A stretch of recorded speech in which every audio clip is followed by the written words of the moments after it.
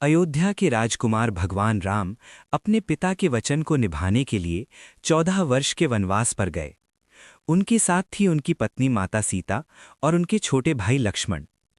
One में उनका जीवन शांति और सादगी से बीत रहा था, लेकिन एक दिन लंका के शक्तिशाली और अहंकारी राजा रावण ने छल से माता सीता का हरण कर लिया। ये खबर सुनकर राम का हृदय दुख से भर गया, लेकिन उन्होंने हार नहीं मानी और संकल्प लिया कि वे हर हाल में सीता को वापस लाएंगे। सीता की खोज में भटकते हुए राम और लक्ष्मण की मुलाकात महान भक्त हनुमान जी से हुई, जो वानरराज सुग्रीव के मंत्री थे। हनुमान जी ने राम की सेवा में स्वयं को समर्पित कर दिया और समुद्र पार करके लंका पहुंचे, जहां उन्होंने माता सीता को अशोक वाटिका में ढूंढ निकाला। उन्होंने उन्हें राम का संदेश दिया और आश्वासन दिया कि प्रभु जल्द ही उन्हें लेने आएंगे।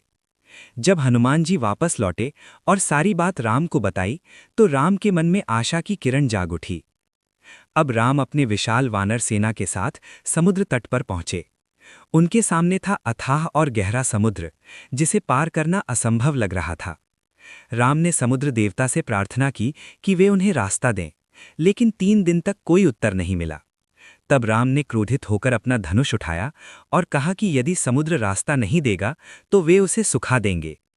जैसे ही उन्होंने बाण चढ़ाया, समुद्र में हलचल मच गई और समुद्रदेव प्रकट हो गए। उन्होंने राम से कहा कि वे अपनी प्रकृति के कारण रास्ता नहीं दे सकते, लेकिन एक उपाय बता सकते हैं। समुद्रदेव ने बताया कि राम की सेना में नल और नील नाम के वानर हैं, जिन्हें ये वरदान प्राप्त है कि उनके द्वारा फेंकी गई वस्तु पानी में नहीं डूबेगी। ये सुनकर राम ने तुरंत निर्णय लिया कि वे समुद्र पर एक सेतु बनाएंगे। फिर क्या था, लाखों वानर और भालू जंगलों से बड़े बड़े पत्थर और पेड़ उठाकर लाने लगे। हर पत्थर पर राम नाम लिखा जाता और जैसे ही उसे समुद्र में डाला जाता, वो तैरने लगता। चारों ओर जय श्री राम के जयकारों की गूंज फैल गई और असंभव सा लगने वाला कार्य धीरे धीरे संभव होने लगा। इसी दौरान एक छोटी सी गिलहरी भी इस कार्य में जुड़ गई। वो अपने छोटे छोटे पैरों से रेत के कण उठाकर सेतु में डालती थी। कुछ वानरों ने उसका मजाक उड़ाया, लेकिन गिलहरी ने विनम्रता से कहा कि वो अपनी पूरी क्षमता से प्रभु की सेवा कर रही है।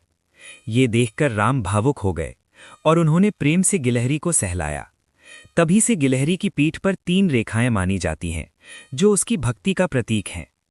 दिन रात की मेहनत, विश्वास और भक्ति के साथ आखिरकार समुद्र पर एक विशाल पुल बनकर तैयार हो गया, जिसे हम आज राम सेतु के नाम से जानते हैं। ये केवल पत्थरों का पुल नहीं था, बल्कि विश्वास, एकता और भक्ति का प्रतीक था। अब राम, लक्ष्मण, हनुमान और पूरी वानर सेना उस सेतु पर चलकर लंका पहुंचे।